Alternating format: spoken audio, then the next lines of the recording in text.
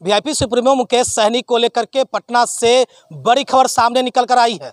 सूत्रों की माने तो अब पूरी तरह से साफ हो गया है कि वीआईपी पार्टी को महागठबंधन यानी कि जो देश में इंडिया गठबंधन बना है उसमें कितनी सीटें जो है मुकेश सहनी के पाले में आया है। साफ तौर पर यह क्लियर हो गया है।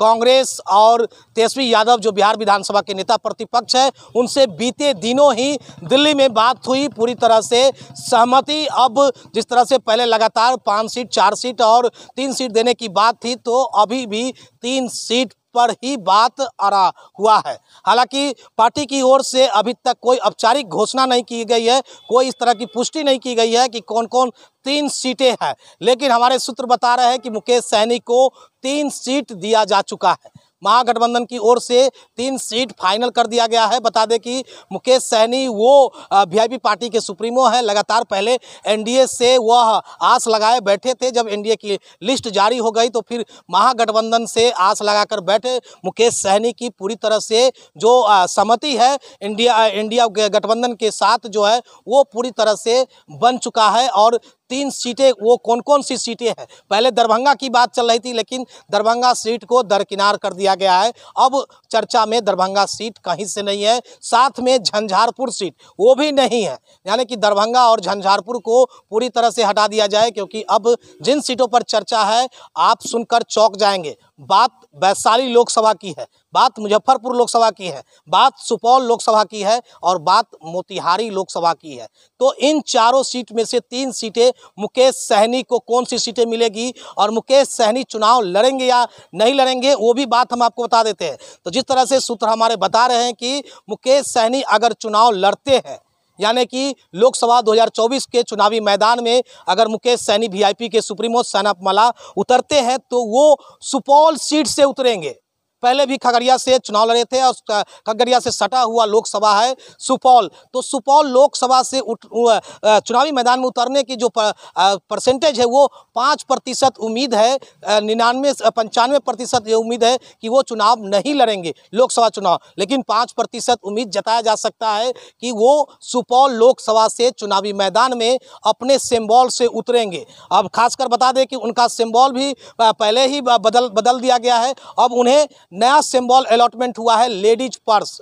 तो अब बता दें कि अगर वीआईपी पार्टी अगर चुनावी मैदान में अपने प्रत्याशियों को उतारेंगे तो वो लेडीज पर्स सिंबल से वो अपने प्रत्याशी को उतारेंगे। और इसमें से बता दें कि वैशाली और मोतिहारी लोकसभा जो है इस दोनों में से एक लोकसभा सीट की सहमति वीआईपी के साथ बन सकती है। तो ये दोनों में से अब क्लियर नहीं हुआ है, लेकिन लगभग सुपौल और मुजफ्फरपुर लोकसभा सीट जो है वीआईपी के खाते में जाने की उम्मीद है, जबकि मुजफ्फरपुर कांग्रेस के खाते में पहले ही सीट शेयरिंग के दौरान दे दिया गया है। और नगर के जो विधायक विजेंद्र चौधरी है, कांग्रेस से विधायक है, वर्तमान में कई बार यहाँ से विधायक रह चुके हैं, उनकी अपनी अच्छी खासी पकड़ और राजनीति है, लेकिन उनकी भी जो राजनीति है वो चुनाव लड़ने के लिए जारी है। लगातार उनका जो है विभिन्न विधानसभा में जनसंपर्क जो है लोगों से मेल मिलाप और फोन के जरिए वो समा बांधने में लगे हुए हैं। लेकिन बीते दिन ही बता दें कि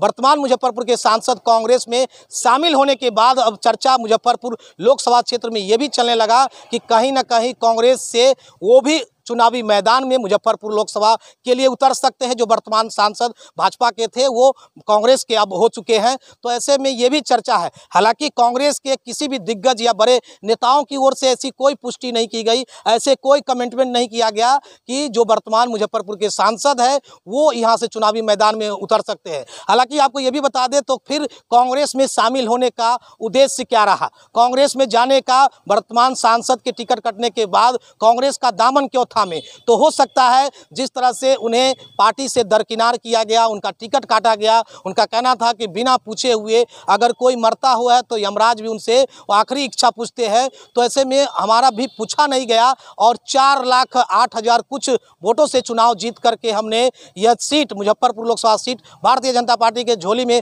देने का काम किए थे 19 लोकसभा चुनाव में। तो ऐसे में वो वोट भाजपा नेताओं का कहना है कि वो ऊपर के चेहरे पर वोट दिया गया था, ये वोट अजय निषाद का नहीं है। तो अहंकार तोड़ने के लिए, वही अहंकार तोड़ने के लिए अगर हो सकता है तो जो ये अजय निषाद है मुजफ्फरपुर के सांसद, इनके पिता का एक अच्छी खासी अति पिछड़ों पर पकड़ थी और उस दौरान के वो नेता थे। 4 बार मुजफ्फरपुर से सांसद बने, 2 बार जनता दल यूनाइटेड यानी कि नीतीश कुमार की पार्टी से, 1 बार जनता दल से बने थे, तो 1 बार राष्ट्रीय जनता दल यानी कि राजद जो है लालू प्रसाद यादव की पार्टी है। तो कुल मिलाकर 4 बार मुजफ्फरपुर से वो सांसद बने थे और साथ में 1 बार राज्यसभा के सांसद भी रह चुके हैं कैप्टन जय नारायण निषाद। तो अच्छी राजनीति, उनकी इतिहास जो बैकग्राउंड देखे अजय निषाद के तो थे। लेकिन ऐसे में अब मुजफ्फरपुर लोकसभा सीट पर वीआईपी की भी नज़र पहले से तो था ही, और लगातार उनके जो सुप्रीमो है वीआईपी के मुकेश सहनी, वो तो कह ही रहे थे कि उत्तर बिहार की अघोषित राजधानी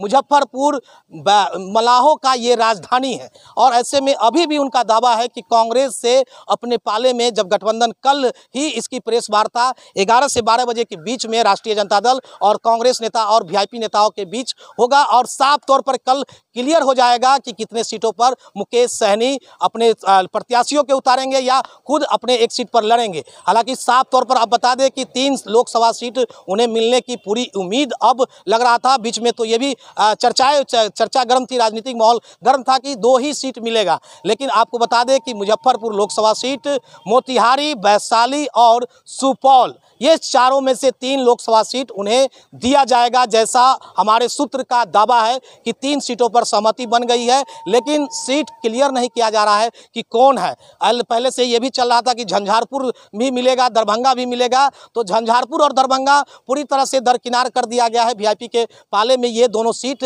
नहीं आ सकती है। तो अब बच गया यही 4 लोकसभा सीट में से 3 सीट मिलेगा। और इसमें से बड़ी बात है कि वीआईपी सुप्रीमो सुपौल लोकसभा से चुनावी मैदान में उतरेंगे तो उसका चांस जो है 5% है कि वो सुपौल लोकसभा से चुनावी मैदान में उतरेंगे। हालांकि ये भी चर्चा है कि अगर वो चुनावी मैदान में नहीं उतरते हैं, सुपौल से अपने प्रत्याशी को, वीआईपी पार्टी के नेताओं को उतारेंगे या वीआईपी पार्टी से संपर्क रखने वाले नेताओं को उतारेंगे, तो ऐसे में वो एमएलसी आने वाले समय में बन सकते हैं इंडिया गठबंधन से, यानी कि महागठबंधन से। देखना होगा मुकेश सहनी कल प्रेस वार्ता में क्या कुछ ऐलान करते हैं। महागठबंधन के शीर्ष नेताओं के साथ बिहार के पटना में प्रेस वार्ता होगी और किन सीटों पर सहमति होती है और क्या कुछ घोषणा होती है। पहले तो सीटों की घोषणा होगी, उसके बाद प्रत्याशियों के नामों का ऐलान होगा। देखते रहे खबर मुजफ्फरपुर, आगे भी इस तरह की खबर हम आपको दिखाते रहेंगे।